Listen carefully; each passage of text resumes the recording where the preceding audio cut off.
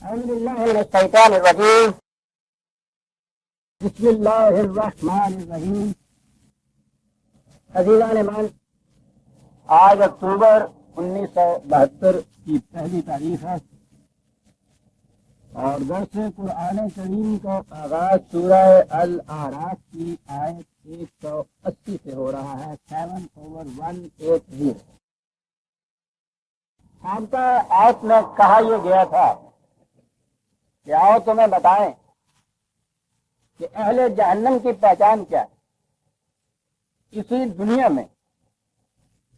اور پہچان یہ بتائی گئی تھی کہ جو لوگ سمجھنے سوچنے کی صلاحیت رکھتے ہیں لیکن اس سے کام نہیں لیتے، آنکھیں رکھتے ہیں ان سے دیکھنے کا کام نہیں لیتے، کان رکھتے ہیں ان سے سننے کا مقصد حل نہیں کرتے، یہ لوگ ہیں جو انسانی سطح پر نہیں حیوانی سطح پر زندگی بسر کرتے ہیں.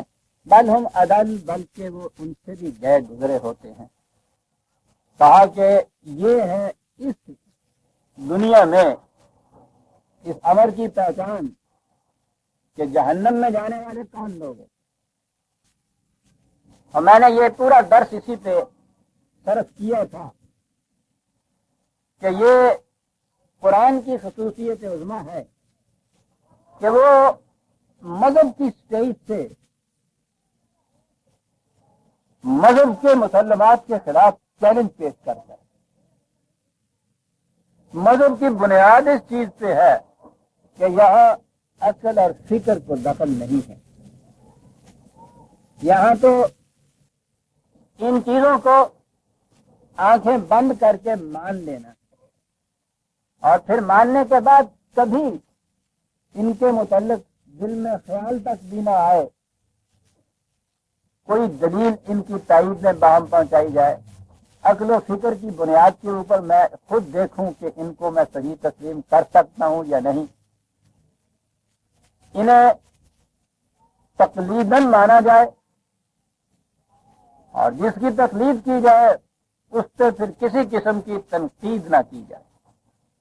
یہ چیز دنیا میں صرف وحی کی خصوصیت ہے کہ اگر آپ اسے صحیح مانتے ہیں تو اس کے بعد پھر اس سے تنقید نہیں کی جا سکتی کہ وہ خدا کا علم ہے، خدا کی طرف سے دیا ہوا علم ہے، یعنی علم ہے خدا کا.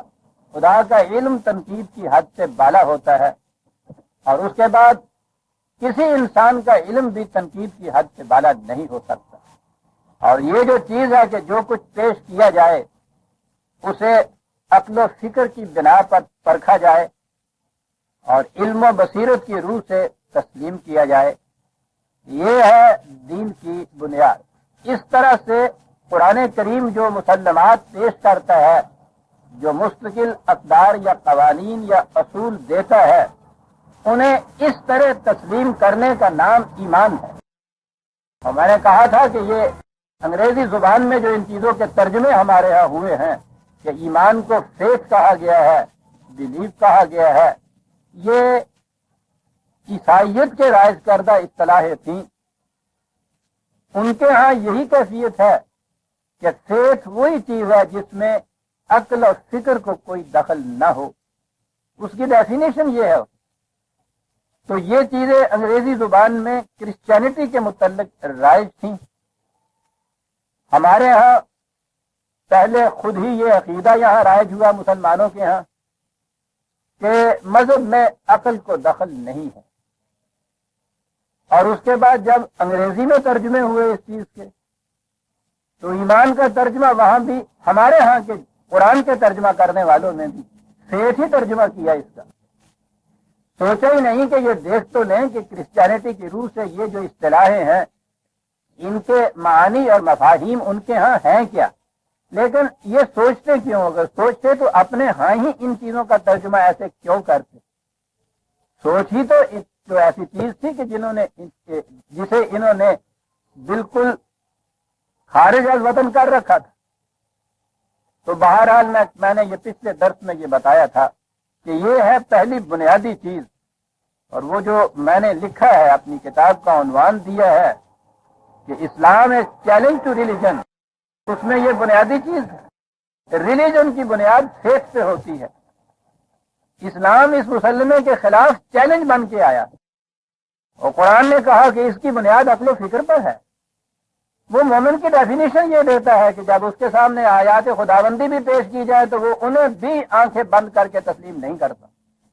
یہ چیلنج ہے، یہ چیز تھی جو پچھلے درس میں آئی۔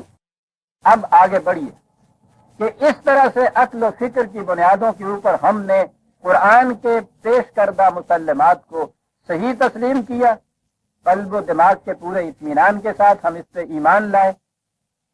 اس ایمان میں بنیادی چیز ہے خدا پر ایمان۔ یہ خدا پر ایمان کے معنی کیا ہیں؟ ایک چیز اس میں ایسی ہے کہ جو انسان کی محدود عقل کے دائرے میں نہیں آ سکتی، اور وہ یہ کہ ذات خداوندی کیسی ہے، اس کی کنہ و حقیقت کیا ہے۔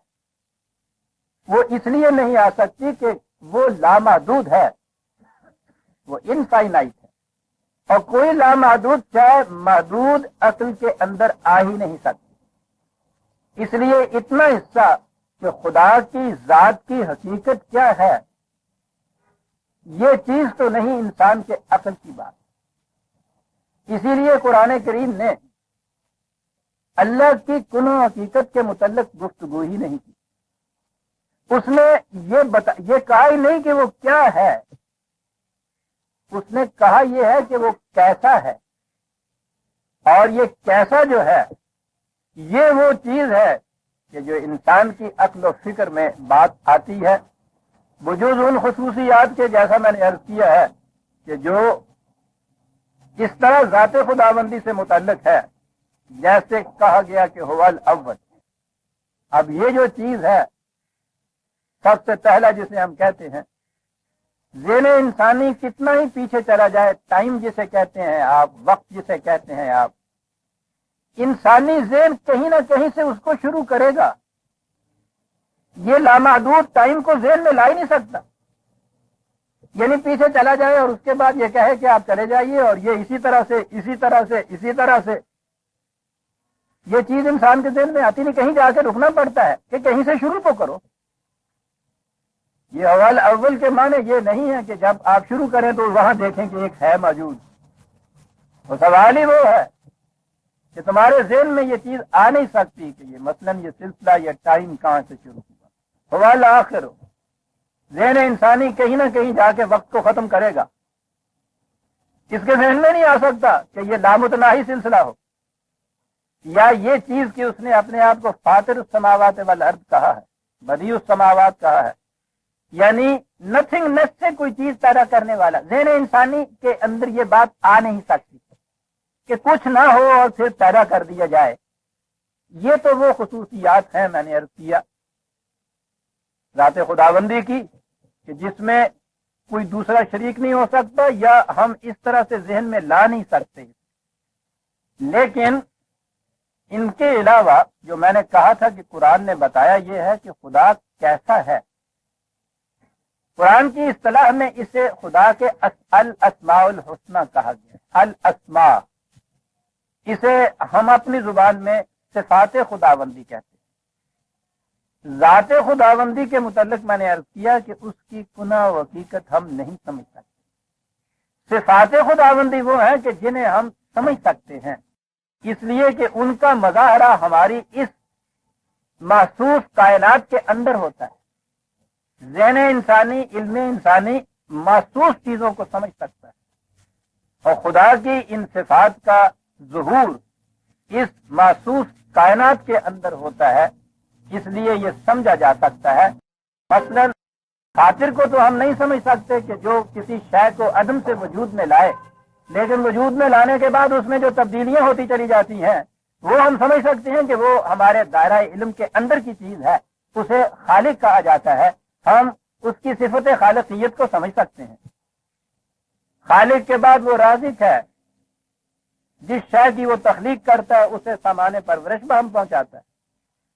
وہ رب ہے، وہ اسے نشو و نما دیتا ہے اشیاء کائنات کو۔ یہ ہم دیکھتے ہیں کہ سامان رزق بھی یہاں مہیا کیا گیا، نشو و نما کا سامان بھی دیا گیا۔ یہ جو صفات خداوندی ہیں ان کا ظہور ہماری محسوس دنیا میں ہوتا ہے، اس لیے انہیں ہم سمجھ سکتے ہیں۔ سوال یہ ہوا کہ کیا یہ بس سمجھ لینا جو ہے یہی ہے مقصود سارا دین کا؟ یہ تو مقصود نہیں ہے۔ کوئی شے بھی جسے آپ سمجھ لیتے ہیں، اس سمجھنے کے معنی یہ ہوتے ہیں کہ اس کے مطابق آگے آپ چلیں۔ محض فلاسفر ہونا، فکری اور عقلی روح سے بڑے بڑے مسلمات کو، بڑے بڑے بنیادی اصولوں کو، حقائق کو سمجھ لینا، اس سے تو کچھ نہیں ہوتا۔ ٹھیک ہے، یہاں تک رک جانے سے کچھ نہیں ہوتا، اسے ایک علم ہے، لیکن سمجھے بغیر قدم بھی نہیں اٹھایا جا سکتا۔ اس لیے یہ بنیادی طور پہ نہایت ضروری کا سمجھا جائے، لیکن سمجھنا مقصود بالذات نہیں ہے کہ سمجھ لیا تو بس ٹھیک ہے صاحب ہم نے سمجھ لیا۔ سمجھنے کے بعد اس کے مطابق آگے چلنے کی بات ہے۔ سمجھ لیا ہم نے کہ ہمارے ہاں کیپ ٹو دی لیفٹ جو ہے، بائیں طرف چلیے، یہ قانون ہے، ہم نے سمجھ لیا۔ ہو سکتا ہے کہ ہم اس کے لیے بہت سے دلائل بھی دے سکتے ہوں، سمجھا بھی سکتے ہوں، لیکن اصل شاید تو یہ ہے کہ جب ہم سڑک پہ باہر نکلیں تو بائیں طرف چلیں ہم۔ یہ جسے میں نے صفات خداوندی کہا ہے، اسماء جسے قرآن نے کہا ہے، ان کے سمجھنے کے معنی کیا ہو؟ یہ صفات خداوندی بجوز ان کے جن کے متعلق میں نے کہا ہے کہ جو لامنتہا ہیں، ان کے علاوہ جتنی صفات خداوندی ہیں، وہ انسان کے اندر یہ صلاحیت رکھی گئی ہے کہ وہ اس قسم کی صفات حد بشریت کے اندر رہتے ہوئے اس قسم کی صفات اپنے اندر پیدا کر سکتا ہے۔ اس کے لیے ایک پروسیس ہے، ایک طریق ہے، اس کے مطابق انسانی ذات کی نشو و نما ہوتی ہے، اور انسانی ذات کی نشو و نما کے معنی یہ ہے کہ اس سے ان صفات خداوندی کا ظہور ہوتا ہے۔ بشریت کی حد کے اندر رہتے ہوئے اسے ہر دفعہ ذہن میں رکھیے گا۔ بعض وقت اگر میں یہ نہ بھی کہہ سکوں متعین طور پر تو آپ ذہن میں رکھیے گا اسے۔ انسانی ذات کی اگر نشو و نما ہوتی جائے تو اس میں سے یہ صفات خداوندی یہ منعکس ہوتی ہیں اس میں سے، یعنی اس کے اندر یہ خصوصیت رکھی ہے۔ جیسے شیشہ اگر آپ سورج کے سامنے رکھے تو اس کے اندر سے روشنی منعکس ہوتی ہے، ریفلیکٹ ہوتی ہے، باہر جاتی ہے۔ گوہر کے متعلق یہ کہا گیا ہے کیونکہ ہم نے تو دیکھا نہیں، یہ وہ جو صحیح گوہر ہوتا ہے، ڈائمنڈ ہوتا ہے، کہ اس کے اندر سے اب خود روشنی نکلتی رہتی ہے، اندھیرے میں بھی وہ چمکتا ہے۔ یہ اس کی ذاتی صفت ہو جاتی ہے۔ انسانی ذات بھی اگر نشو و نما پا لے تو اس کے اندر سے صفات خداوندی الی حد بشریت اسی طرح سے منعکس ہوتی چلی جاتی ہے۔ وہ انسان اپنی حد کے اندر رازق ہوتا ہے، وہ خالق ہوتا ہے، وہ ربوبیت کا حامل ہوتا ہے، وہ رحیم ہوتا ہے، وہ کریم ہوتا ہے، وہ غفور ہوتا ہے۔ یہ چیزیں اس کی ذات کے اندر سے ان کی نمود ہوتی ہیں۔ کئی دفعہ یہ پوچھا گیا کہ صاحب اس کے متعلق اس کا معیار کیا ہے پہچاننے کا، سمجھنے کا کہ انسانی ذات کی نشو و نما ہو رہی ہے؟ اس کی پہچان یہ ہے کہ اس انسان سے کس حد تک صفات خداوندی کا ظہور ہوتا ہے۔ یہ ہے ذات کی نشو و نما کا معیار پرکھنے کا۔ یہ چیز اگر ہوتی ہے تو سمجھ لیجئے کہ اس کی ذات کی نشو و نما ہے۔ یہ نہیں ہے اگر تو وہ میں نے جیسا عرض کیا ہے صرف سمجھنے کی حد تک ہی اگر وہ بات ہے تو وہ وہاں یہ چیز نہیں پیدا ہوتی۔ سمجھی ہے ایک بات، وہ جو اس نے کہا اقبال نے، اور جو عام طور پہ اس کی بات کو سمجھنے کے لیے ذرا گہرائی میں جانا پڑتا ہے، جو اس نے کہا کہ خرد نے کہہ بھی دیا لا الہ تو کیا حاصل، دل و نگاہ مسلمان نہیں تو کچھ بھی نہیں۔ یہ نہ سمجھا جائے کہ وہ خرد کے پیچھے لٹ لے کے پھر رہا ہے کہ لائے کیوں ہو خرد کو۔ خرد کے بغیر تو دین کی بنیاد ہی قائم نہیں ہوتی، لیکن خرد کی روح سے دین کو سمجھ لینا مقصود بذات نہیں ہے، یہ منزل نہیں ہے آخری اس کی۔ یہاں سے بات چلے گی، یہ ٹکٹ خریدا ہے آپ نے سفر کرنے کے لیے، اور سفر یہ ہے کہ انسانی ذات کی نشو و نما اس طرح سے ہوتی چلی جائے کہ اس میں سے الی حد بشریت صفات خداوندی کا ظہور ہوتا چلا جائے۔ بات ذرا گہری سی ہے، غور سے اس کو سمجھ لیجئے، یہیں سے آپ کو پتہ چلے گا اسلام کہتے کسے، خدا پر ایمان کے معنی کیا ہے۔ ورنہ دنیا میں یہ چند دہریوں کے سوا ساری دنیا خدا کو مانتی ہے، اس کے باوجود قرآن ان کو خدا کا ماننے والا تسلیم نہیں کرتا۔ یہ نہیں کہ خدا کو اپنے تصور کے مطابق جیسا کسی کا جی چاہے وہ مان لے۔ خدا کو ماننے کے معنی یہ ہے کہ خدا کی ان صفات کو پہلے تسلیم کرے جو قرآن نے دی، اور قرآن سے باہر یہ صفات جامع انداز کے اندر کہیں اور آپ کو نہیں ملے۔ ان صفات کو سمجھ لینے کے معنی یہ نہیں ہے کہ دین کا مقصد حل ہو گیا، بالکل نہیں۔ یہ اس لیے ان کا سمجھنا ضروری ہے، اصل میں مقصود بالذات ہے انسان کی ذات کی ڈیولپمنٹ، اس کی نشو و نما۔ یہ جتنا پروگرام دین کا ہے، یہ اس کے ارکان، یہ اخلاقیات کے شعبے، یہ اقدار کی پابندی، ایک نظام صالح کا قائم کرنا، یہ سب اس لیے ہے کہ انسان کے ذات کی نشو و نما ہوتی جائے، فرد کی نشو و نما ہوتی جائے۔ اس کے لیے آپ کو ضرورت ہے ایک اسلامی مملکت کی، وہ بھی مقصود بالذات نہیں ہے، یہ ذرائع ہیں۔ فرد کی ذات کی نشو و نما مقصود بالذات، اور جیسا کہ میں نے ابھی عرض کیا ہے، تاکہ کوئی اس خود فریبی میں نہ رہے کہ مجھے بہت تزکیہ حاصل ہے صاحب، بڑے روحانیت کے مقامات طے کر لیے ہیں صاحب، یہ حضرت صاحب پوچھو نہیں کہاں پہنچے ہوئے ہیں۔ بات یہ ایسی ہے کہ اگر کوئی اس قسم کا محسوس معیار سامنے نہ ہو تو آپ اس دعوے کو جھٹلا نہیں سکتے، لیکن ثابت بھی تو نہیں کر سکتے۔ دعویٰ یہ ہے کہ یہ صاحب بڑے روحانیت کے مقامات پہ پہنچے ہوئے ہیں، ہمارے پاس تو کوئی ثبوت نہیں پرکھنے کا۔ اسے کہتے ہیں کہ صاحب اس کے لیے ثبوت، وہ کہتا ہے کہ ذوق بادہ نہ دانی با خدا تانا چشی، یہ تو بھائی نشہ ہے، وہ تو جو پیے گا شراب اسے پتہ چلے گا نشہ کیا ہوتا ہے، میں تمہیں کس طرح سے بتاؤں نشہ کیا ہوتا ہے۔ اس کی ذات تک یہ چیز محدود رہی، اور یہیں سے فریب شروع ہوا۔ بیشتر تو خود ان کو خود فریب لگ جاتا ہے۔ اب ہماری سائیکالوجی بتاتی ہے کہ اس قسم کے نشے جو ہیں وہ جھوٹے نشے، یا مختلف قسم کی وہ جو دونی کا راکٹ ملتا ہے اس کے نشے، سائیکالوجی بتاتی ہے کہ اس کے نشے پھر اس کے بعد انسان کو کیا کچھ بنا کے دکھاتے ہیں۔ یہ وہی نشے تھے نا کہ وہ مشہور ہے کہ چرچل گیا پاگل خانے میں، وہاں اس کا ریسپشن ہو رہا تھا، وہاں ایک پاگل کچھ آئے ہوئے تھے، بیٹھے ہوئے تھے۔ اس نے پوچھا چرچل سے کہ آپ کون ہیں؟ اس نے کہا کہ میں برطانیہ کا وزیر اعظم ہوں۔ وہ ایسا کہنے لگا ہم بھی جب یہاں آئے تھے تم وزیر اعظم ہو، ہم سمجھتے تھے ہم برطانیہ کے بادشاہ ہیں، یہاں جو آتا ہے اپنے آپ کو یہی کوئی سمجھتا ہے۔ کہنے لگا ٹھیک کہتے ہو، ہم تو اپنے آپ کو بادشاہ سمجھتے تھے، تم تو وزیر اعظم ہی کہہ رہے ہو، آ جاؤ کچھ دنوں کے بعد ہمارے مقام پہ آ جاؤ گے، چلو اندر۔ بڑی بات پتہ کی، ان میں سے سوائے ان کے کہ جو بزنس اس کو بنا لے، باقیوں کی کیفیت یہی ہوتی ہے کہ جو جاتا ہے اس ڈیوڑی کے اندر وہ کم از کم اپنے آپ کو اگر برطانیہ کا بادشاہ نہیں تو وزیر اعظم تو ضرور سمجھتا ہے۔ یہ خود فریبی، اور مذہب میں ہوتی خود فریبی۔ جب قرآن بنیاد دیتا ہے فکر کی اور تدبر کی اور علم کی بصیرت کی، وہ کسی کو خود فریبی میں رہنے کہاں دیتا ہے؟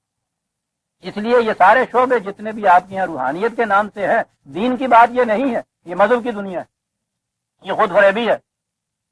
دین تو بالکل کھلی کھلی بات ہے، بینہ وہ کہتا ہے، آیات کو بھی بینات کہتا ہے، مومن کی زندگی کو بھی کھلی کھلی کہتا ہے، پرکھی جا سکتی ہے۔ یہ وہ نشے کی بات نہیں ہے کہ جب تک تم خود نہ پیو تمہیں پتہ نہیں چل سکتا، وہ بتائی جا سکتی ہے، بتائی جانا کیا وہ تو چھپائی نہیں جا سکتی۔ مومن کی زندگی کی تو کیفیت یہ ہوتی ہے، میں نے کہا ہے نا کہ وہ جس طرح سے اس گوہر سے خود بخود اس کے اندر سے روشنی نکلتی چلی جاتی ہے، دن کو بھی اور رات کو بھی۔ مومن کی زندگی کی کیفیت یہ ہے کہ اگر ذات کی نشو و نما ہوئی ہے، اس کے اندر سے صفات خداوندی کا ظہور علاوہ حد بشریت خود بخود ہوتا چلا جاتا ہے، اور اسی کو کیریکٹر کہتے ہیں۔ عزیزان من، بڑا جھگڑا تھا کیریکٹر کس کو کہتے ہیں؟ کیریکٹر یہ ہوتا ہے۔ اب اگلی بات آئی کہ ٹھیک ہے صاحب، ایک فرد نے اپنی ذات کی نشو و نما کی ان اقدار کی پابندی سے، ایک صحیح قرآنی نظام کے اندر رہنے سے، پھر میں عرض کر دوں کہ قرآن کی روح سے جب تک یہ نظام نہیں قرآنی قائم ہوتا کہیں، فرد کی ذات کی نشو و نما اس انداز کی نہیں ہوتی۔ مذہب کی دنیا میں باتیں ہیں، وہ ریاستوں سے اور وہ مختلف قسم کی ورزشوں سے جو کچھ وہ پیدا ہو جاتا ہے، ذات کی نشو و نما۔ پھر آگے چلیے، ٹھیک ہے جی، ایک فرد کی ذات کی نشو و نما ہوئی، اس کے اندر سے ان چیزوں کی نمود بھی ہوئی، مجھے کیا، دوسرے انسان کو اس سے کیا؟ وہ جو چیخ کر کہہ گیا تھا وہ بڑی سچی بات کہہ گیا تھا کہ اتنے مریم ہوا کرے کوئی، میرے دکھ کی دوا کرے کوئی۔ ذات انسانی کے اندر یہ جو نمود ہوتی ہے صفات خداوندی کی، وہ اس لیے ہوتی ہے کہ وہ دکھوں کا علاج کرتا ہے، دکھیا انسانیت کا وہ علاج کرتا ہے۔ یہ افراد ہیں جن کے کلینک کے اندر یہ تمام چیزیں رکھی ہوئی ہوتی ہیں، اور وہ پھر دوسرے دکھیا انسانوں کا علاج کرتا ہے۔ خدا کی صفات خداوندی بھی جو ہے صفات الہیہ الاسماء الحسنی، جہاں تک انسانوں کی دنیا کا تعلق ہے، اس سے مقصود بھی یہ ہے کہ وہ عالمگیر انسانیت کے دکھوں کا علاج کرتی ہے۔ ہم آ جاتے ہیں پھر انسانوں کے اوپر کہ جہاں جن کی ذات کی نشو و نما ہو اور اس میں سے ظہور، نمود، انعکاس ہو ان صفات خداوندی کا اعلی حد بشریت۔ مقصد اس سے یہ ہوتا ہے کہ وہ دکھیا انسانیت کا علاج کس طرح سے کرتا ہے۔ اس نے ٹھیک کہا تھا کہ میرے دکھ کی دوا کرے۔ مذہب کے اندر یہ اس کا تعلق دوسروں سے نہیں ہوتا، وہ اپنی نجات کی فکر کرتا ہے۔ وہ سادی نے جو تشبیہ دی ہے بڑی اچھی ہے سمجھنے کے لیے کہ یہ روحانیت والے یہ دریا میں جا رہے ہوتے ہیں اس لیے کہ ہم کسی طرح سے پار لگ جائیں، اور دین کا مدعی دریا میں کودتا ہے تاکہ ڈوبتے کو بچا کے دوسرے ساحل پہ لے جائے۔ بڑی چیز، تیرنا جاننا تو دونوں کے لیے ضروری ہوا۔ اس کا مقصد اپنے آپ کو بچا کے لے جانا ہے، اس کا مقصد اپنے آپ کو تو اس نے بھی بچانا ہی ہے، بچا کے لے جائے گا تو دوسرے کو لے جائے گا، لیکن اس کا مقصد ڈوبتے کو بچا کے لے جانا بھی۔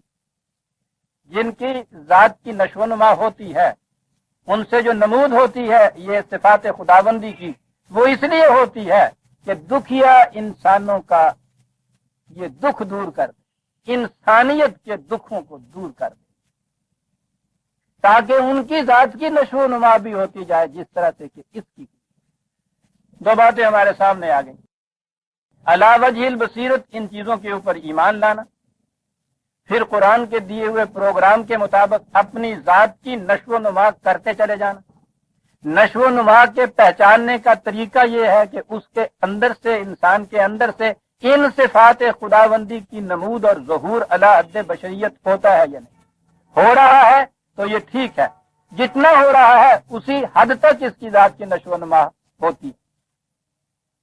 یہ ہو رہا ہے یا ذات کی نشو و نما ہو رہی ہے کاہے کے لیے؟ پھر یہ مقصود بھی ذات نہیں ہے، تاکہ یہ دوسرے انسانوں کی ذات کی نشو و نما کر سکے، جسے میں نے کہا ہے انسانیت کے دکھوں کا مداوا۔ اس کے معنی یہ ہیں، یہاں تک ہم آئے، صفات خداوندی کو ہم نے دیکھا یہ ہے کہ اس میں تو متضاد صفات ملتی ہیں ہمیں، مثلا وہاں عدل ملتا ہے، اور وہ اس انداز کا کہ من یعمل مثقال ذرۃ خیر یرہ ومن یعمل مثقال ذرۃ شر یرہ۔ انسانی اعمال کا ایک ایک ذرہ نتیجہ خیز ہوتا ہے، اس سے زیادہ تو عدل کی کوئی ڈیفینیشن نہیں ہو سکتی، کوئی عملی پروسیس نہیں ہو سکتا۔ اس کے ساتھ ہی ہم یہ کہتے ہیں کہ وہ رحیم بھی ہے۔ یہ رحم کا جو ہمارا تصور ہے اس کی روح سے یہ دو متضاد بظاہر نظر آتی ہیں، وہ رؤوف بھی ہے، وہ قہار بھی ہے۔ دیکھتے ہیں نا کہ یہ متضاد چیزیں نظر آتی ہیں ہمیں۔ میں پھر آ جاؤں اسی تشبیہ کی طرف کہ ڈاکٹر کے کلینک کے اندر وہاں جا کے ذرا اس کی شیشیوں پہ دیکھیے جو کچھ لکھا ہوا ہوتا ہے، ایک دوسرے کی ضد دوائیاں وہاں ہوتی ہیں، متضاد دوائیاں ہوتی ہیں، بیشتر تو زہر ہوتی ہیں، تسکین کے لیے مرہمیں بھی ہوتی ہیں۔ وہاں وہ سینکیا بھی دیتا ہے کہ خون کی حدت اور اس کی رفتار میں تیزی آ جائے. وہ وہاں ٹرانکلائزر بھی رکھا ہوا ہوتا ہے کہ جہاں خون کی حدت بڑھتی ہے اس کو سکون حاصل ہو جائے. 2 متضاد دوائیاں اس کے یہاں سامنے شیلف پہ پڑی ہوئی ہوتی ہیں. اس کے کلینک میں ان دونوں کا ہونا ضروری ہے.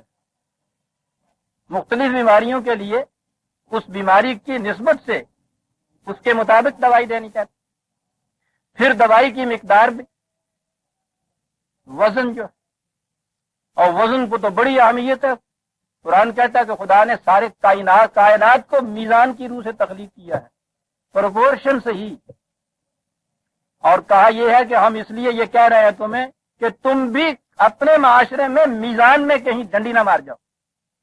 پرپورشن بگڑا، سارا فارمولہ غلط ہی نہیں، اس کے بالکل نتائج برعکس، اس کے الٹے نتائج.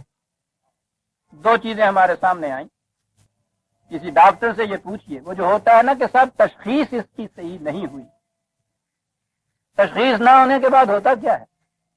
بیماری یہ تھی کہ خون میں حدت زیادہ تھی، ڈاکٹر نے تشخیص غلط کی اور سمجھ لیا کہ دوران خون کم رفتار ہے. اس نے وہاں وہ دوائی دی جو ٹونک، جو تقویت پیدا کرتی ہے. اس نے آرسنک دیا، اس نے مضر اثر کیا، بیماری بڑھ گئی. کیا ہوا تھا؟ یہ ایسے موقع پہ جہاں اسے ٹرانکلائزر دینا چاہیے تھا اس نے یہ حدت پیدا کرنے والی چیز دی. اس کے معنی یہ نہیں ہے کہ وہ ڈسٹرکٹ مجسٹریٹ سے ہم حکم نامہ لکھا کے لے آئے کہ ڈاکٹروں کے کلینک سے یہ ساری جتنی حدت پیدا کرنے والی دوائیاں ہیں باہر پھینک دی جائے، کیونکہ اس سے تو مریض جو ہے اس کی موت واقع ہو جاتی. یہ بات نہیں ہے. اس کا وہاں ہونا بھی نہایت ضروری ہے. بات ساری یہ ہے، اس کی حذاقت یہ ہے کہ اسے معلوم ہو کہ اس مریض کو ان میں سے کون سی دوا دینی. یہ جو چیز ہے کہ انسانی معاشرے میں یہ جن کی انسانوں کی ذات کی نشو و نما ہو چکی ہوگی، ان سے یہ صفات خداوندی کا ظہور ہوگا. یہ تو متضاد آپس میں ہے. اس میں قہرمانی بھی ہے، اس میں عفو بھی ہے، اس میں عدل بھی ہے، اس میں رحم بھی ہے، اس میں جباریت بھی ہے، اس میں رافت بھی ہے. یہ چیز معلوم ہونی چاہیے کہ کس موقع پر کس صفت خداوندی کا میرے اندر سے ظہور ہونا چاہیے. یعنی مرض کی تشخیص کے ساتھ مجھے اس کے لیے کون سی دوائی دینی چاہیے. وہ جو متضاد شیشیاں رکھی ہیں، حذاقت نام ہی اس کا ہے. کویت کے بکس کے اندر بھی یہ ساری شیشیاں ہوتی ہیں. کیوں اس کے پیچھے سارے ڈاکٹر لے کے پھرتے ہیں؟ صرف بات یہ ہوتی ہے کہ اسے یہ معلوم نہیں ہوتا کہ اس کی اس مرض کے لیے، اس کے اس مرض کے لیے ان میں سے کون سی دوائی مجھے اب دینی چاہیے. دوائیاں ہر ایک ضروری ہوتی ہیں. وہ یہ جو چیز ہے کہ کس قسم کے واقعہ پر انسان کے اندر سے ان صفات میں سے کس قسم کی صفت کا ظہور ہونا چاہیے، یہ نہایت ضروری ہے. اس کا فیصلہ کریں. آپ دیکھیں گے پھر وہی خرد کی بات آ گئی، پھر عقل و فکر کی بات آ گئی. اس میں ضروری ہو جائے گا کہ وہ خبیر ہو، وہ علیم ہو، اسے معلومات حاصل ہوں، اسے اس کی بیک گراؤنڈ کا بھی پتا ہو، اس کے ماحول کا علم ہو. جیسے میں نے کہا ہے، اس کے لیے سمیع ہونا ضروری ہے، اس کے لیے بصیر ہونا ضروری ہے، خبیر ہونا ضروری ہے، علیم ہونا ضروری ہے. یہ چیزیں اس کے اندر ہوں گی تو وہ یہ سمجھ سکے گا نا کہ اس وقت، اس موقع پر، اس ایکسیڈنٹ کے لیے، اس واقعے کے لیے، ایک حادثے کے لیے یا اس فرد کے لیے کون سی صفت خداوندی کا اب ظہور ہونا چاہیے. موقع اگر عفو کا ہے اور آپ وہاں جباریت کا ظہور لے آتے ہیں، الٹا نتیجہ پیدا ہو جائے. قرآن کریم کا مطالعہ آپ اس نگاہ سے کیجئے، عجیب و غریب چیز آپ کے سامنے آئے گی. عام طور پہ قرآن کریم کی آیات میں آخر میں خدا کی کسی نہ کسی صفت کا ذکر ہوتا ہے. کہیں احسن الخالقین، کہیں وہ واللہ غفور الرحیم، واللہ رؤوف کریم. عام طور پہ یہ وہاں ہوتا ہے. یہ شاعری نہیں عزیزان مان کہ کہیں ضرورت شعری کے لیے رحیم لکھ دیا، کبھی دیکھا کہ اس سے ذرا سکتا پڑتا ہے بیت میں، کوئی بات نہیں، اس نے کہا رزاق لکھ دو، وزن ٹھیک ہو گیا جی، ٹھیک ہو گیا. شاعری میں تو یہ ہے، شہد اور رنگ بھی بالکل ایک چیز ہے، وہ شاعری کے لیے رکھا ہے کہ اگر وہ مصرے کے اندر وہ پورا نہ کھپتا ہو تو وہ دوسرا۔ قرآن کریم نے جہاں بھی اللہ کی کسی خاص صفت کا ذکر کیا ہے، آپ اس کے پیچھے چلے جائیے ان آیات میں، ان واقعات میں، آپ کو نظر آئے گا کہ اس نے سمجھایا یہ ہے کہ اگر اس قسم کی سچویشن ارائز ہو جائے جو پہلے بیان کی گئی ہے تو اس مقام کے اوپر خدا کی اس صفت کا ظہور ہونا ہوتا ہے۔ اور یہ اس لیے نہیں کہا گیا کہ ہمیں صرف معلوم ہو کہ ہاں ٹھیک ہے جی اللہ میاں کی صفت کا ظہور ہونا چاہیے، کہا اس نے یہ ہے کہ اگر اس قسم کی سچویشن تمہارے سامنے آئے اور تمہارے اندر یہ ہے صفات خداوندی، ایسی سچویشن میں اس قسم کی صفت کا ظہور پھر شفا ہو جائے گی۔ آپ غور فرما رہے ہیں کہ یہ جو یوں ہی نظری سی بات تھی اللہ پر ایمان، وہ اللہ پر ایمان کہاں تک لیے چلا جا رہا ہے ہمیں؟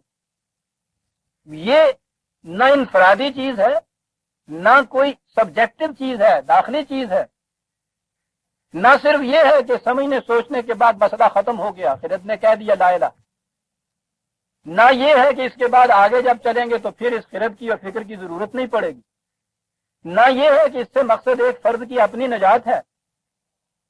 آپ غور فرما رہے ہیں کہ یہ ایک چیز بنیادی اللہ پر ایمان، دین میں اس کی پوزیشن کیا ہوتی ہے، حیثیت کیا ہوتی ہے، ایک فرد کا دوسرے فرد کے ساتھ معاملہ، اس کی بنیاد اللہ کے ایمان کے اوپر ہوگی۔ اب آپ نے سمجھ لیا کہ معنی کیا ہوں گے، معاملہ آگے پڑے گا تو کوئی آپس میں کوئی چیز اختلافی ہوگی، اس کا کوئی دکھ ہوگا، اس کی کوئی شکایت ہوگی، کوئی چیز ایسی ہے جس کے متعلق آپ کا اور اس کا واسطہ پڑتا ہے۔ سوال یہ ہے کہ آپ اس کے ساتھ کس قسم کا برتاؤ کریں۔ قرآن کریم میں اگر گہرائی سے انسان نے مطالعہ کیا ہے تو یہ چیز اس کو اس وقت نظر آ جاتی ہے کہ اس قسم کے معاملے کے متعلق قرآن کریم نے خدا کی کس صفت کا ذکر کیا ہے، تو سمجھ میں آ جاتا ہے کہ معاملہ اس جیسا یا ملتا جلتا ہے اس سے، اس قسم کی صفت کا ظہور ہونا چاہیے۔ ورنہ اگر آپ نے عدل کی جگہ عفو کا ظہور ہو گیا، فساد ہی فساد، اور جہاں عفو کی ضرورت ہے وہاں آپ نے جباریت کا مظاہرہ کر دیا، فساد ہی فساد، صفات خداوندی کا ظہور ہو رہا ہے، نتیجہ اس کا فساد نکل رہا ہے۔ آپ دیکھ رہے ہیں قرآن کی ہدایت یا گائیڈنس جو ہے اس کے معنی کیا ہیں، یہ کہاں تک لے جاتی ہے انسان کو۔ عزیزان من، قرآن کی رہنمائی تو جیسا میں نے عرض کیا زندگی کے ایک ایک سانس میں اس کی ضرورت پڑتی ہے انسان، اور اس پہ انسان کی نگاہ اتنی وسیع ہونی چاہیے اور گہری ہونی چاہیے کہ اسے یہ معلوم ہو۔ پہلی چیز تو یہ ہے کہ اس کی ذات کے اندر اتنی نشو و نما ہو کہ صفات خداوندی کا ظہور ہو رہا ہو۔ اگر یہ نہیں ہے تو یہ علم جو ہے یہ کچھ بات نہیں۔ پھر یہ کہ کسی خاص موقع کے اوپر کس صفت خداوندی کا ظہور ہونا چاہیے یہ بھی معلوم ہونا چاہیے۔ یہاں تک ہم آ گئے، اب ایک قدم آگے چلیے۔ وہ جو ابھی میں نے عرض کیا ہے کہ یہ بھی معلوم ہو ڈاکٹر کو صحیح تشخیص کے بعد کہ کون سی دوائی کی ضرورت ہے، اور اس کے بعد یہ بھی معلوم ہونا چاہیے اس کو کہ کتنی مقدار میں دینی چاہیے۔ یہ مقدار یا وزن کی چیز آج کل عام طور پہ ہمارے ہاں کے کلینکس میں یا ڈاکٹروں کے ہاں، ان کے تو علم میں یہ چیز ہوتی ہوگی، میں نہیں کہتا، ہمارے سامنے یوں نہیں آتی جیسی طبیبوں کے مطلب میں آیا کرتی۔ طبیب کا کوئی نسخہ دیکھیے، اس میں وہ 5-7 دوائیاں ہوتی تھیں، مفردات سے وہ علاج کرتے تھے۔ وہ نیلوفر، ستستہ، یہ بادیان، بنفشہ، اناب، 3 ماشے، 2 ماشے، 1 ماشا، 4 دانے، یہ چیز، اس کے بعد کہ اس کو جوش دے کے ٹھنڈا کر کے پلا دو۔ میں دلی میں رہا ہوں اور بچپن سے جو ہم پڑھتے تھے اس زمانے کا مکتب میں علم، اس میں طب کی کتابیں پڑھائی جاتی تھی ساتھ، تو اس اعتبار سے طب سے علمی نسبت بھی تھی۔ خود پڑھانے والے میرے دادا جان وہ بہت بڑے طبیب بھی تھے، عجیب شخصیت تھے، ان کا اثر میری ذات میں ہے، بہت بڑے عالم تھے، بہت بڑے صوفی تھے، بہت بڑے طبیب بھی تھے۔ تو اس لیے طب میں کہہ رہا ہوں کہ وہاں سے بھی آئی، یہ ساری چیزیں آئی ہوں وہیں۔ پھر میں دلی میں رہا تو دلی تو مرکز تھا طب کا، تو مجھے اس میں بڑی دلچسپی تھی، بیمار ہوں یا نہ ہوں، یہ جو اچھے اچھے طبیب تھے، حکیم اجمل خان اور حکیم بھورے خان، یہ حکیم محمد احمد خان، شریف خانی ان کو کہتے تھے، میں ان کے مطلب میں جا بیٹھا کرتا تھا، دیکھتا یہ تھا کہ انہوں نے نسخے میں یہ دیا، مریض آیا، اس نے کہا کہ حکیم صاحب کچھ فائدہ ہوا نہیں ہے، تو انہوں نے ایک نظر اس کے اوپر ڈالی، کیسے پیا تھا جی؟ یہ دوائیاں لی تھیں اور اس کے بعد میں نے جوش لیا اور اس کے بعد میں نے پی لیا۔ کہنے لگے کیسا تھا؟ تیز گرم پیا تھا؟ کہنے لگے تیز گرم کیا تھا۔ کہنے لگے آج بھاپ نکال کے ذرا پینا، اس کو کنکنا کر کے پینا، دلی کی اصلاح ہوتی تھی۔ اسی جنوں خون آیا کہنے ہیں نا پنجابی چ، وہ کہتے تھے۔ یعنی میں نے یہ ان لوگوں سے سنا، میں نے اجمل خان، محمد احمد خان جیسے طبیبوں سے سنا کہ وہ تیز گرم پیا تھا کہ جی ہاں، کہنے لگے بھاپ نکال کے پینا۔ اس نے کہا جی فائدہ ہو گیا۔ کبھی وہ یہ کرتے تھے، وہ نسخہ لکھنے والا ساتھ ہوتے تھے ان کے یہاں شاگرد، ان کو یہ کرتے تھے۔ اس نے آگے کہا کہ جی وہ فائدہ تو مجھے ہوا ہے حکیم صاحب، لیکن وہ ناک خشک ہو گئی ہے بالکل کل کی۔ انہوں نے یوں کہا، انہوں نے کہا ناک کتنے ہیں؟ انہوں نے کہا 5 دانے، کہا 3 دانے کر دو، وہ دے دی۔ کہنے لگی کیا؟ کہنے کی جی ٹھیک ہو گیا حکیم صاحب۔ یعنی دوائیاں وہی رکھتے تھے، ان کے اوزان میں فرق ہوتا چلا جاتا۔ اکثر و بیشتر میں نے ان کے ہاں دیکھا، بہت کم ایسا ہوتا تھا، کبھی ایسا ہوتا تھا کہ ایک کوئی اس میں سے کاٹ دی، ذرا سی اس میں بڑھا دی، لیکن اکثر و بیشتر ان کے اوزان میں وہ 2 ماشے ہے 3 ماش کر دو، وہ 3 کی جگہ 2 کر دو، وہ یوں اس میں کرتے رہتے۔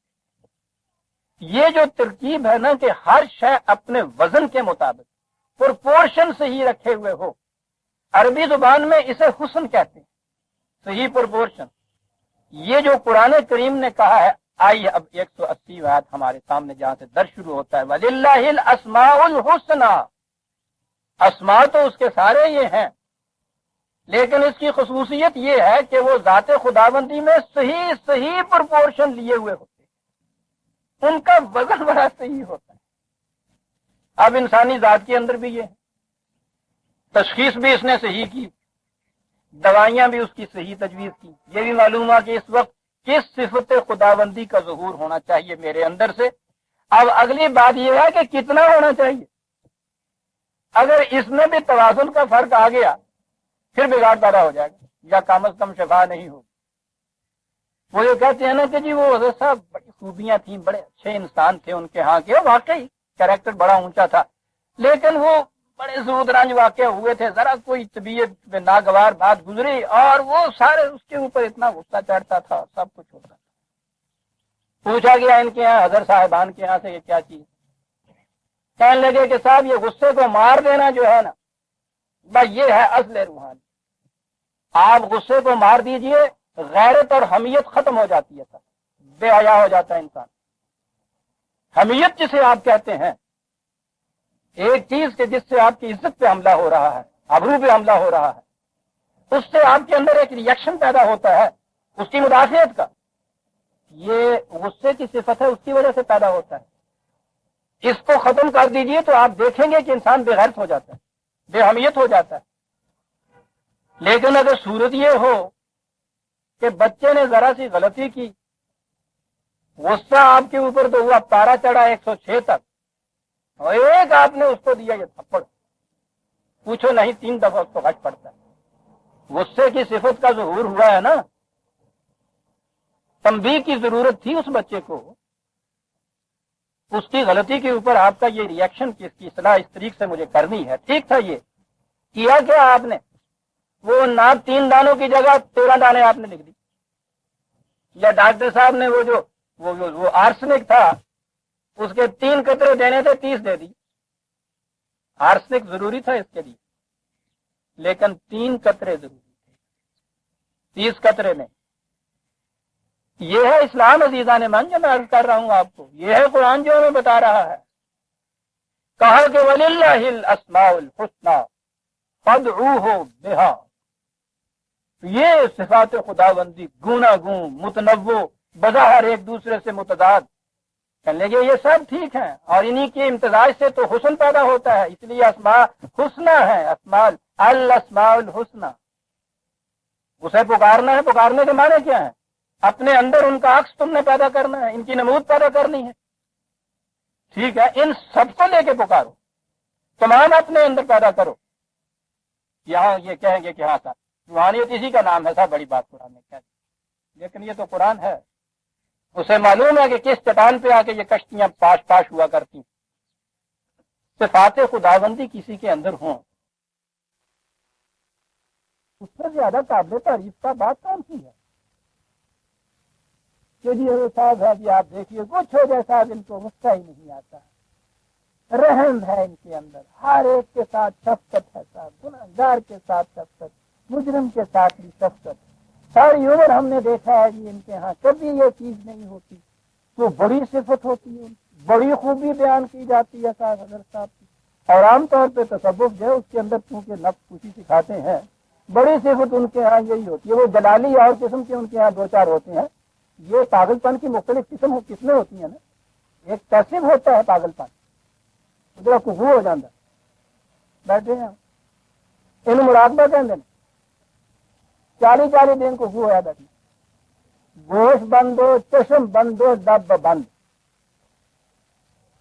یعنی سوچو تو صحیح یہ کوئی بہتر اصطلاح مل سکتی ہے، اکھ بند کر، کن بند کر، منہ بند کر، وہ ہوں نا، سوچیے آپ یہ کچھ وہ سکھاتے ہیں یہ کچھ کرانے کے لیے، اور اس کے بعد صاحب حضرت صاحب کی کیفیت یہ نفس خوشی ہو رہی ہے، رحم ہے اس درگاہ کے اندر، یہ پیسو ہوتا ہے جنون، اور بعض جنون اس قسم کے ہوتے ہیں وہ جو وہ دیوانے پتھر لیا ہوا ہے اور مارتے ہیں اور گالیاں دے رہے ہیں اور یہ کچھ کر رہے ہیں، ایک یہ جنون ہوتا ہے ایگریسو جسے کہتے ہیں، یہ جو ہے نا یہ حضرت صاحب جلالی کہلاتے ہیں، یہ آیا اس کو یہ گالیاں دے رہے ہیں، لٹ ہاتھ میں پکڑا ہوا چلے، وہ یہ کچھ کر رہے ہیں، یہ پاؤں پکڑ رہے ہیں، معاف کر دیجیے، اور اس کے بعد یہ کہ صاحب بس جس نے اتنا برداشت کر دیا بس پوچھو نہیں، اور پھر یہ افسانے ہمیں سکھاتے تھے، تیمور گیا حضرت صاحب کے پاس، وہاں جا کے پتہ نہیں پیاس لگی ہوئی تھی، یعنی یہ بادشاہ نہیں تھا، یوں ہی تھا گڈریا تھا، اور ان کو اس نے دودھ پلایا اور اس نے دودھ پلایا اور انہوں نے گالیاں دی، اور گالیاں دینے کے بعد لگا بھاگنے، ان کے ہاتھ میں لٹ تھی، انہوں نے ایک ٹکائی صاحب اس کی ایک ٹانگ جو تھی وہ لنگڑی ہوئی، اور اس کے بعد وہ بھاگا، بہرحال دوسری ٹانگ بچی ہوئی تھی، اور اس کے بعد بادشاہ بن گیا، بادشاہ بننے کے بعد تیموریت کا پھر خاتمہ ہو گیا جلدی سے، تو وہ حضرت صاحب خاک میں آئے، کہنے لگے کہ ایک تم نے چوٹ کھائی اور ٹانگ ایک لنگڑی ہوئی تو اتنی لمبی بادشاہ تھی، اگر دوسری کھا جاتے تو ختم ہی نہ ہوتا سلسلہ، ٹھیک ہے وہ دوسری ٹانگ ٹوٹ گئی اسے ڈگنا سی انہیں، حضرت صاحب کی دوسری اگر چوٹ کھا جاتا تو سلطنت کا تمہارے نسل میں خاتمہ ہوتا ہی، بدقسمت تھا تو ایک ہی کھا کے بھاگ، ان کے متعلق یہ کچھ ہوتا ہے کہ وہ گالیاں دیتے تھے برداشت کی جائے، وہ پیٹ بھی دے تو مار کھاؤ، جلالی ہیں حضرت صاحب، ہاں ان کی مار کے اندر پوچھو نہیں کیا بات ہوگی، میں یہ عرض کر رہا تھا کہ کیفیت یہ جلالی کہیں کہیں ملتے ہیں، عام طور پہ نفس کشی میں انتہا ہوتا ہے کہ رحم ہے، محبت ہے، کیسے عاجزی ہے، انکسار ہے، بڑی خوبی یہ ہے، یہ کیا چیز ہے، ٹھیک ہے رحم ہے، وہ رحیم ہے، وہ رؤوف ہے، وہ کریم ہے، تو پھر یہ ہونا چاہیے نا کہ یہ جتنا زیادہ رحیم ہو اتنا ہی زیادہ اچھا، لیکن پھر میں آ جاتا ہوں ڈاکٹر صاحب کی طرف، آج تو خطاب ہی ان کا یہ ڈال دینا اس میں ڈالا دونا کے قطرے 20 2 کی 3 کی جگہ، پھر دیکھیے کہ ہوتا کیا ہے اس کے ساتھ، اس کو ایک وزن کے ساتھ ہونا چاہیے، سنیں عزیزان من جو آج سامنے آ جا رہی ہے اس مجرم وَلِلَّهِ الْأَسْمَاءُ الْحُسْنَى فَادْعُوهُ بِهَا، اس کی صفات گوناگوں قسم کی متضاد بظاہر نظر آنے والی، لیکن انٹیگریشن ان میں ایسا ہوا ہے کہ وہ حسن ہی حسن بنا ہوا ہے، خاص توازن ان کے اندر قائم رہتا ہے، ٹھیک ہے اسے پکارنا ہے، ان تمام سے پکارو، اپنے اندر ان کی نمود کرو، اس کا ظہور ہوگا، یہاں سے پیدا کرو ان چیزوں کو، کہا وزر اللہ زینہ، لیکن بچتے رہو ان لوگوں سے، وزر اللہ زینہ چھوڑ دو ان لوگوں کو، ترک کر لو ان سے تعلقات، بچو ان سے، دور بھاگو ان سے، ذہن میں ہوتا ہوگا کہ ان سے کہ جو خدا کو نہیں مانتے، جس میں یہ چیزیں نہیں، عزیزان من یہ بات نہیں کہی، وَذَرُوا الَّذِينَ يُلْحِدُونَ فِي أَسْمَائِهِ، ان سے دور بھاگو کہ جو اس کی کسی ایک صفت کو لے کر اسی کے پیچھے چل جاتے ہیں. سب ہمارے یہاں ترجمہ الحاد کر دیا، ملا دیے ڈانڈے بے دینی. الحاد و بے دینی صاحب ہوتا کیا ہے؟ یہ عربی زبان کے اندر یہ آج ہمارے ہاں جو مردان دفن کرتے ہیں وہ تو درمیان میں ہی وہ نکال دیتے ہیں گڑھا اور اسی میں دفن کر دیتے ہیں. یہ جو گوشتن ہے نا، یہ ان کی تکنیک ہے، یہ آسان بنانا ہوتا. اس سے پہلے آپ کو معلوم ہے لاحد بنتی تھی. وہ لاحد جو ہے وہ یہی لفظ ہے. اس کے معنی کیا ہوتے ہیں کہ وہ جو صحیح طور کے اوپر ایک طرف جاتا ہے راستہ، اس میں سے یوں نکل جانا، وہ ایک طرف بنی ہوئی ہوتی تھی نا. ہاتھ کے معنی ہے کسی ایک چیز سے ایک چیز کو لے کے اور اسی کی طرف پھر وہ بڑھتے چلے جانا. کہا کہ اسماء الحسنہ سب اس کے ہیں، ان کی نمود ہونی چاہیے، لیکن وہ لوگ جو اس کے اسماء میں سے کسی ایک اسم کو یا اسماء کو لے کر اس میں ایک طرف کو نکل جاتے ہیں، باقیوں کو چھوڑ دیتے ہیں، ان کے متعلق کہا وزر الذین، چھوڑ دو ان کو، بڑے خطرناک ہیں. انہیں کہا چھوڑ دو. ان کے متعلق کیا ہوا کہ کوئی بات نہیں، وہ تو جنت میں چلے جائیں گے. یجزون ما کانوا یعملون، جو یہ کر رہے ہیں اس کا بہت جلدی نتیجہ ان کے سامنے آ جائے گا. یعنی یہ گیس ہی بہت زیادہ رب والے بن واسطے آپ کیفیت ہوں گی. قرآن عزیزان من دین ہے. مذہب کی دنیا میں کسی سے پوچھ لیجئے، پہلے دن کے مذہب سے آخری مذہب تک، ان کے ہاں جتنا زیادہ کوئی شخص تورع، تقشف میں، پرہیزگاری کے اندر، روحانیت کے اندر جتنا بڑھتا چلا جائے گا اتنا ہی مقرب بنتا چلا جائے گا. یہ کہہ رہے ہیں اللہ تعالیٰ کا ارشاد یہ ہے کہ یہ ٹھیک ہے، لیکن جو لوگ جن کی کیفیت یہ ہے کہ ایک ہی صفت خداوندی کو لے کر اس کے اندر افراد میں چلے جا رہے ہیں، چھوڑیں ان کو اور ان کو اس کا نتیجہ مل جائے گا. کیا بات ہے! یہ ایک ہی صفت خداوندی میں آگے بڑھ جانا تھا نا. یہودیوں کی شریعت میں، خدا کے دیے ہوئے دین میں نہیں، جو بعد میں ان کے مذہب نے شریعت بنائی، یہودیوں کی شریعت میں عدل ہی عدل تھا. عفو وہاں تھا ہی نہیں، توبہ وہاں تھی نہیں. عیسائیت کی شریعت جو آئی، اس کے اندر عدل اور قانون کا نام ہی نہیں، رحم ہی رحم. گاڈ از مرسی، ایک ہی صفت خدا بنی. اور اس میں جو پھر آگے نکلے ہیں صاحب، کچھ افسانے تو خود حضرت عیسیٰ علیہ السلام کی طرف منسوب کیے، کچھ ان کے حواریوں کی طرف منسوب کیے کہ وہ ایک مجرم عورت آئی، اس کے لیے قانون کی روح سے اس کی سزا مقرر تھی، فیصلہ بھی ہو گیا عدالت کی روح سے، شریعت موسوی میں کہ سنسار کیا جاتا تھا، پتھر مارا جاتا تھا اور اس طرح سے مار دیتے تھے اسے. شریعت نے فیصلہ ان کے ہاں یہ کیا، یہاں کہا جا رہا ہے یہ کبھی بھی خدا کے پیغمبر کی یہ تعلیم نہیں ہو سکتی، یہ افسانے ہیں. کہا گیا کہ حضرت عیسیٰ علیہ السلام نے کہا کہ ٹھیک ہے پتھر مارو. پہلا پتھر وہ مارے جس نے ساری عمر خود کوئی گناہ نہ کیا ہو، کون مار سکتا تھا. یعنی اب اصول یہ ہوا کہ عدالت میں جج کسی مجرم کو جو سزا سنائے اور آگے ایگزیکٹو اس سزا کے فیصلے کو ایگزیکیوٹ اس نے کرنا ہو، تو یہ دونوں وہ ہونے چاہیے جنہوں نے ساری عمر خود کوئی کسی قسم کا جرم و گناہ نہ کیا ہو.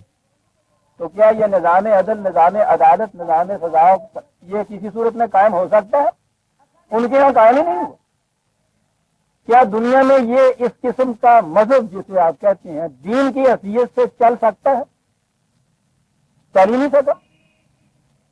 نتیجہ اس کا یہ کہ یہ ہر وقت رحم پکارنے والے سینٹس وہ جنگلوں میں چلے گئے، خانقاہوں میں چلے گئے، اور ادھر جو یہ نظام قائم کرنے والی ریاست تھی، مملکت تھی، اس نے کہہ دیا کہ صاحب تمہارا مذہب تمہیں مبارک، اسٹیٹ ہماری سیکولر ہوگی. اس میں عدل کو دخل نہیں ہے، اس میں اخلاقیات کا واسطہ نہیں. یہ اس کا نتیجہ تھا خدا کی ایک صفت میں ایکسٹریم پہ چلے جانے کا. ان کے ہاں تو تھا ہی کہ خدا کا دین اپنی اصلی شکل میں موجود نہیں تھا، یعنی کتاب موجود نہیں تھی. مسلمانوں کے ہاں ہے قرآن کی حامل قوم، خود نبی اکرم صلی اللہ علیہ وسلم نے اس کے مطابق نظام متشکل کیا جس میں عدل بھی تھا، جس میں رحم بھی تھا، کہ اس کے بغیر تو انسانی تمدن اور معاشرت قائم ہی نہیں رہ سکتی۔ اس میں اسماء خداوندی جو تھے اسماء الحسنہ تھے۔ اب اس کے بعد جو معاشرہ بدلا تو معاشرے میں جرائم عام ہوئے۔ یہ اسے جرم نہیں کہتے، اسے گناہ کہہ دیتے ہیں۔ بڑا فرق دونوں میں ہو جاتا ہے۔ جرم تو وہ ہوتی ہے نا جس کی سزا یہاں مل جاتی ہے، گناہ وہ ہوتے ہیں کرتے چلے جائیے۔ یہ جب عام ہوا تو اس کے لیے اپنے آپ کو انہوں نے فریب دینے کے لیے کیا کیا؟ وہ جو انجیل کی تعلیم تھی رحم کی، اپنے ہاں اس کو بنیاد بنا لیا اسلام کا۔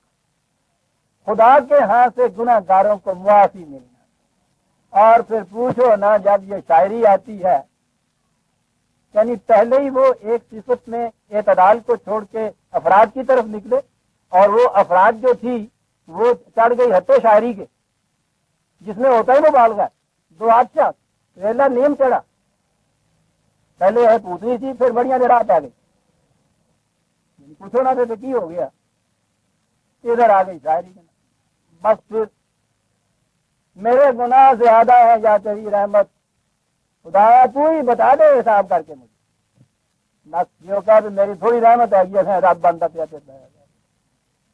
یہ کہ بہت زیادہ آ گئی ہے، تو سبحان اللہ ٹھیک ہے، پھر میرے گناہ سزا کا دے، تمہاری رحمت تو زیادہ ہے، یعنی میں اس کشتی پہ یہاں کھڑا ہوں 2 قدم پہ، تیری جڑی چھالا ہوئی ہے وہ کرنا تو جاندی آ گئی ہے کہ میری زمین پہ آدھے پہ جائے گی نا، گندگی تول جائے گی۔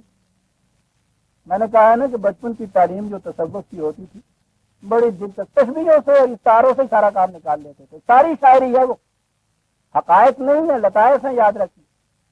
کہا کہ صاحب یہ بات سمجھ میں نہیں آئی کہ ایک شخص جو ہے اتنی گناہ کرتا ہے، اس کے بعد آپ کہتے ہیں کہ وہ زیادہ خدا کے ہاں مقرب ہو جاتا ہے۔ کہنے لگے کہ دیکھیے نا بھائی، ایک شخص کے دو آدمی تھے جنہوں نے اس کا کچھ قرضہ دینا تھا، ایک نے 20 روپے قرضہ دینا تھا، ایک نے 100 روپیہ قرضہ دینا تھا۔ اس شخص نے قرض خواہ نے دونوں کے قرضے معاف کر دیے۔ کہو کہ زیادہ زیر بار احسان کون ان میں سے ہوا، وہ جس کے 20 روپے قرض تھے یا 100 روپے والا تھا؟ 100 روپے والا کہنے لگا یہی تو بات ہے، جتنا زیادہ گناہ گار ہوگا اتنا ہی اس کے نزدیک زیادہ مقرب بن جائے گا۔ گل سے ٹھیک ہے، یعنی ایک مثال تھی 100 روپے والا چکر بڑیاں نو گل لا جتنے سوئے کوئی نظر آنا یہ بھی اگاں لنگ اوتھے کی پرواہ راکب، اوتھے بے پرواہیاں پڑ لے عملہ والوں چھڑ دے اوکنہار چل دے۔ یہاں تک تو خیر شاعری تھی، راکب نے کہا یا بلے شاہ نے کیا، لیکن عزیزان من قیامت وہاں آتی ہے جہاں اس قسم کی اختلاف اسلام تعلیم اور شاعری کو منسوب کر دیا جاتا ہے اس ذات اقدس و اعظم کی طرف سے جو کائنات میں دین کو آخری شکل میں متشکل کرنے کے لیے تشریف لائے۔ حدیث بنی آپ کے ہاں ایک، اور مسلم کے اندر وہ رکھ دی گئی، ایک سے آیا سکتا ہے، حدیث کی کتابیں تو بہت سی ہیں نا، پھر اس میں ہر قسم کا رتب و یابس بھرا ہوا۔ ان لوگوں نے اس کے بعد پہلے یہ سارا کچھ بھرا اس میں، پھر اس کو چھاننے کے لیے بیٹھ گئے۔ وہ چھاننے جو لگائے انہوں نے تو وہ چھانتے چھانتے اس میں سے 6 کتابیں انہوں نے نکالی کہ یہ صحیح کتابیں ہیں، صحایا ستہ، 6 کتابیں صحیح حدیث۔ اس میں سے دیکھا پھر بھی روڑ رہے، پھر انہوں نے چھان، آپ پہ پہلے روڈ میں لائے، آپ ہی چھانن بیٹھے ہوئے، اس میں سے پھر 2 کتابیں نکالی صحیح ہیں، 2 صحیح کتابیں بخاری اور مسلم۔ تو اتنے پائے کی یہ کتاب ہوئی مسلم، اس کے اندر یہ حدیث یہ ہے، سورہ صلی اللہ علیہ وسلم نے فرمایا امت سے کہ تم گناہ کرو، بہت زیادہ گناہ کرو، کیونکہ خدا یہ کہتا ہے کہ اگر تم نے گناہ نہ کیے تو ہماری صفت غفور الرحیمی لکھی کی رکھی رہ جائے گی، یعنی سودا بیچن دے ہے، وہ کس کام آئے گی؟ حدیث میں ہے کہ اگر تم نے گناہ نہ کیے تو خدا تمہیں مٹا دے گا اور اس کی جگہ ایسی قوم لائے گا جو گناہ کرے اور خدا کی صفت غفور الرحیمی ظہور میں آئے. اس لیے اگر بچنا چاہتے ہو، مٹنا نہیں چاہتے، تو اس کا طریقہ یہ ہے کہ گناہ کیا کرو. یہ مسلم کی حدیث آج بھی بڑے فخر سے پیش کی. سوچیے عزیزان من کہ کہاں لے آئے ہیں یہ لوگ. گناہ کرو، نہ کرو گے تو خدا کہتا ہے ہم تمہیں مٹا دیں گے اور تمہاری جگہ ایسی قوم کو لائیں گے کہ جو گناہ کرے اور پھر ہماری صفت غفور رحیمی جو ہے وہ پھر ظہور میں آئے. برسات کھیرے کے امرود کھاؤ، ڈاکٹر سارے مل کے روز سویر میں فتوا دیں گے ضرور کھاؤ. تھی نہ کھاؤ گے تو سارا کام کیوں چلے. سوچیے یہ خدا کی طرف منسوخ، خدا کے رسول کی طرف منسوخ حدیث کے طور پہ پیش کیا جاتا ہے. فخر کے ساتھ اس کو دنیا کے سامنے پیش کیا جاتا ہے. جسے آپ گناہ کہتے ہیں، یہ تو فارسی کا ایک لفظ آ گیا. جرم ہے نا اس کے لیے صحیح لفظ. کرو زیادہ سے زیادہ جرم، اسے جرائم پیشہ کہتے ہیں. کہو تو صحیح اپنے آپ کو کہیں جا کہ نام یہ، باپ کا نام یہ، ذات یہ، پیشہ کیا ہی جرائم پیشہ نہ. جرائم پیشہ کہنے سے آپ بھی ہنس رہے ہیں، وہ بھی اس کے چاہتے ہیں. العاصی پر معاصی قلب، یعنی آسی مجرم، پر معاصی جرائم کا پتلا، دبا کے جرم کرنے والا. ان سے کہیے کہ مفتی صاحب آپ جو نیچے یہ عربی میں لکھتے ہیں اسے ذرا ہماری زبان میں لکھیے. نیچے لکھیے مفتی فلاں صاحب مجرم اول درجے کا بدماش، کہیے آسی پورنا اور آگے گئے مذنب. فخر ہے، لکھتے ہیں فخر کے ساتھ مذنب، جرائم پیشہ اس کا ترجمہ ہوتا ہے. لیکن نہیں، جرائم پیشہ کہنے سے تو میں نے کہ گناہ گار تھا. یعنی آپ دیکھتے ہیں یہ جو کہتے ہیں بظاہر مزہ آتا ہے، انکسار سے کہتے ہیں. انکسار سے نہیں کہہ رہے ہوتے، وہ تو مقرر کر رہے ہوتے ہیں کہ جتنا زیادہ گناہ کریں گے اتنی اس کی رحمت کی بارشیں ہوں گی ہمارے اوپر. ہے بندہ تو صاحب نہیں آتا ہے. یہاں پہنچا دیا ہے اس قوم کو عزیزان من. جرم نہ کرو گے تو خدا مٹا دے گا تمہیں، تمہاری جگہ دوسری قوم دے جائے گا. اور خدا کا قانون مکافات یہ کہتا ہے کہ جرائم کرو گے تو خدا مٹا دے گا اور تمہاری جگہ اس قوم کو لائے گا پھر جو مجرم نہیں ہوگی. کہتے ہیں کتنے دادر قوم الذین ظلموا، ہم اس قوم کی جڑیں کاٹ دیتے ہیں جو جرم پیشہ ہوتی ہے. اس کی جڑیں یہ کاٹتا ہے. وہ کہتے ہیں کہ نہیں سر یہ تھی شریف انسان بن گئے پھر تو رہنا مشکل ہو جائے. نظر آؤں گا جس طرح آئی دیاں گلا کرن دے ہے قرآن، یعنی ان کب دیا ہوا قرآن. عزیزان من کہاں سے کہاں پہنچ گیا یہ دریائے رحمت کی جو طغیانیاں اس میں آتی ہیں. واہ سنا کرتے تھے ہم بچپن میں، مسلمانوں امت محمدیہ میں گناہ کرو جی بھر کر گناہ کرو، بڑے جوش سے وہ کہا کرتے تھے مولوی صاحب. ایک درود اول ایک درود آخر، مرج البحرین یلتقیان، دو سمندر آپس میں مل کے بہا کے لے جائیں گے خس و خاشاک کی طرح. اللہم، اس کے بعد پھر درود کی آواز. اور یہ جوہرا کی مجلسیں نہیں ہیں، میں عرض کر رہا ہوں، حدیث مسلم.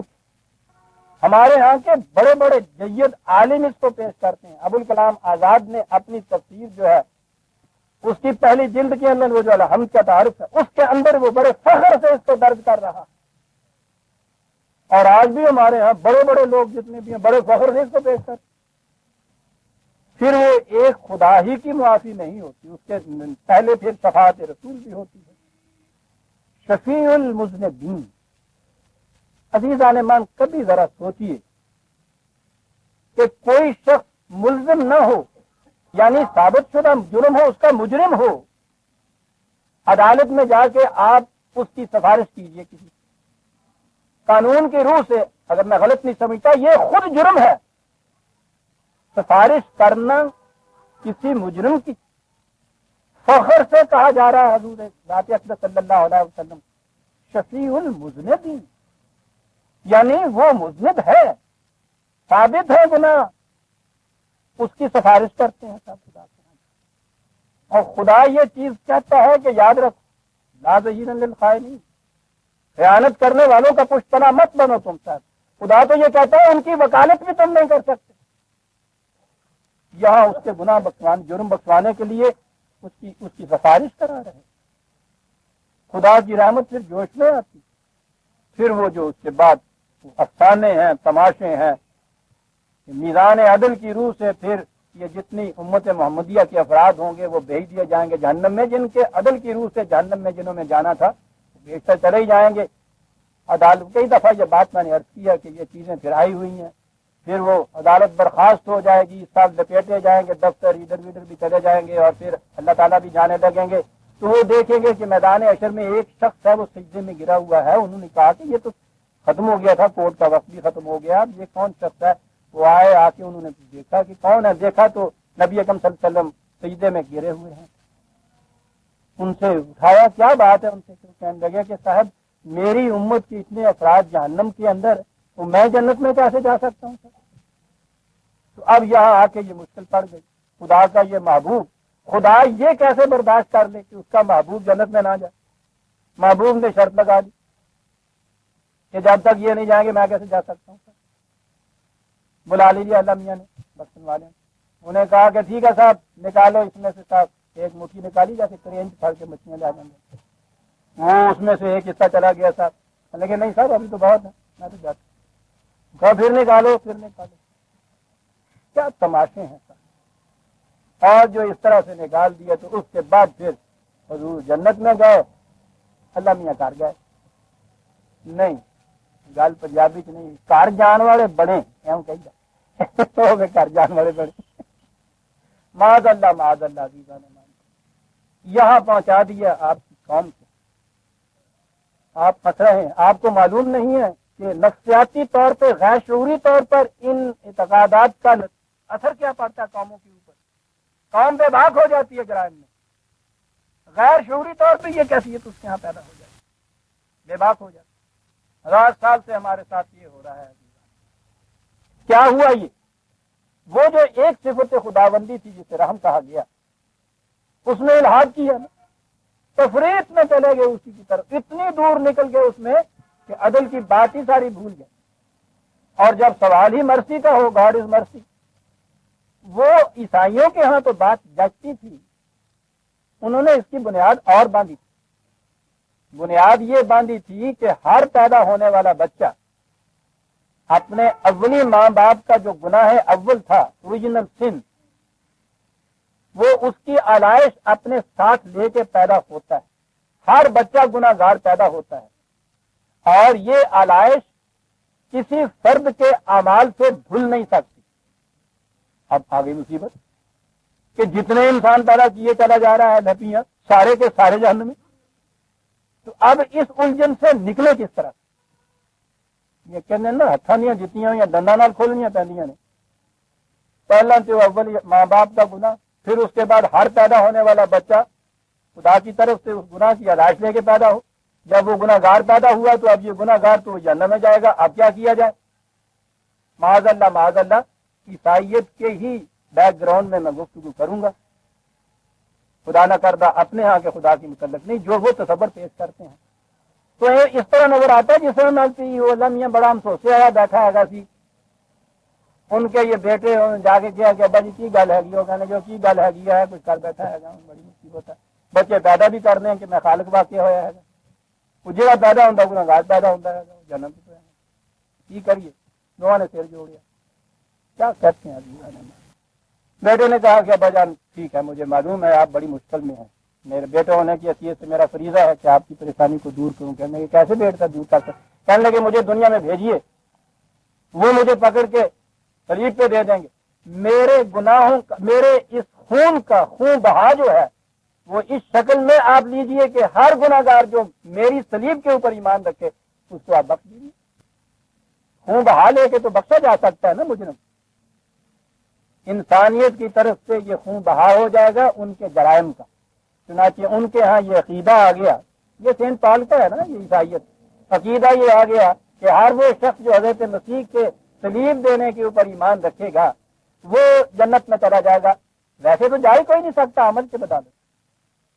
ان کے ہاں کا بنیادی عقیدہ ہے کہ کوئی شخص اعمال کی بنا پہ جنت میں نہیں جا سکتا، یہ صرف اس بنا پہ جا سکتا ہے۔ اور یہ جو سارا پروسیس ہوا کہ اس طرح سے خدا نے اپنے بیٹے کو بھیجا، وہ صلیب پہ گیا، اس کا خون بہا یوں دیا، اس طرح سے خدا نے بخشا، یہ تو سارا رحم کا تعلق ہے نا، کہ اللہ کو رحم آیا انسانوں پہ۔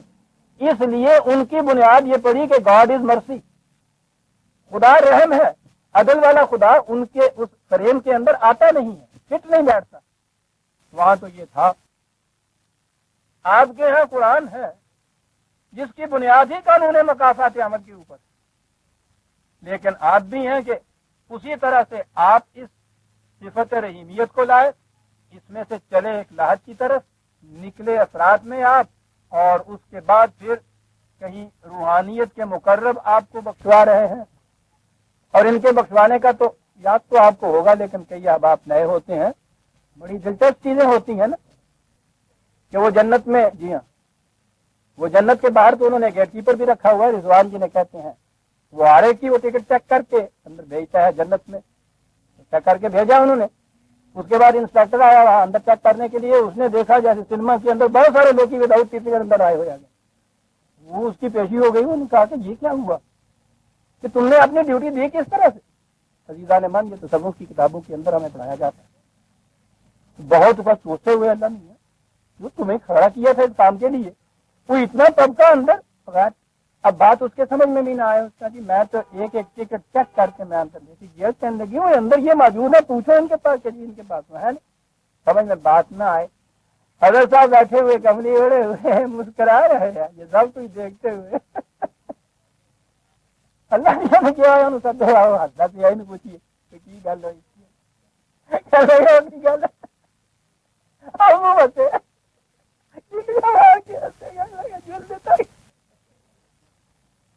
کہنے لگے جی ان سے پوچھیے، میں تو اپنا ٹکٹ دے کے کیا ہوں؟ کہنے لگے جی ٹھیک۔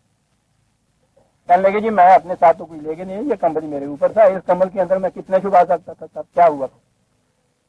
اب ہوا یہ کہ حضرت صاحب نے اپنے جتنے مرید تھے گناہگار مجرم، ان کی روحوں کو اپنی کملی کے تاروں کے ساتھ لپیٹ رکھا ہوا۔ یوں تو اکثر پہ ہوئی ہوں نا کملیاں، ان کی روحوں کو کملی کے تاروں کے ساتھ لپیٹا ہوا، کملی اوپر دی ہے، بالکل جناب تمہیں بڑے ہو تو رجحان اپنا ٹکٹ دیتا۔ آج جس طرح ساڈے جنانیاں نے کہیں تین ہو رہے ہیں بچے کی ٹکٹ نہیں لگ رہی، وہ بچہ ہو جانا 6 وریاں کا، تو وہ کہیں انہیں پچھڑ چوکیاں نہیں آئے گی، وہ کہنے جی ٹکٹ نہیں ہے گودی چا گا گئے ہو جانا گودی چکے ہے، وہ کملی کے تاروں سے روحیں لپیٹ کے چلے گئے اندر۔ اب دیکھ لیا پیچھے کہ اب کوئی نہیں دیکھتا، کملی چاڑی اور پھر پھر کر دے سارے ہوتے اندر جناب موجہ ہو گئی ہیں۔ حضرت صاحب بخشوا رہے ہیں، کہیں شفیع المذنبین بخشوا رہے ہیں، کہیں خدا کا بڑے کرم جوش میں آ رہا ہے، ساری قوم فخر کر رہی ہے مجرم ہونے کی۔ کیا چیز سے تھی؟ وَذَرُوا الَّذِينَ يُلْحِدُونَ فِي أَسْمَائِهِ، پتہ تعلق کر دو ان سے کہ جو خدا کی کسی ایک صفت کو لے کے اس میں ایک طرف پڑ جاتے ہیں، انہیں معلوم ہو جائے گا کہ اس کا نتیجہ کیا ہو سکتا ہے۔ یہ طریقہ نہیں ہے، طریقہ اور ہے جو اس نے بتایا، اور وہ ہے اگلی آیت کے اندر، اور اسے ہم نہیں چھیڑتے کہ وقت ہو گیا ہے آج، اگر کہ کچھ صرف 2 منٹ باقی ہیں، بات تو وہاں لمبی چلے جائے گی۔ اس کو ہم یہ آگے بتائیں گے کہ خدا نے اس کے لیے کیا طریقہ بتایا تھا، اگلی دفعہ ہم لائیں گے۔ آج تو ایک ہی آیت ہوئی 180، لیکن بہرحال مجھے کچھ اطمینان ہے کہ ایک تصور جو ہے حقیقت میں خدا پر ایمان کا، وہ میں سمجھتا ہوں کہ ہمارے سامنے آیا، میں نے پیش کرنے کی کوشش کی تھی، خدا کرے کہ وہ واضح طور پہ آ گیا ہو۔ یہ ہے جو قرآن سے میں تصور سمجھا ہوں عزیزان من۔ ربنا تقبل منا انک انت السمیع العلیم۔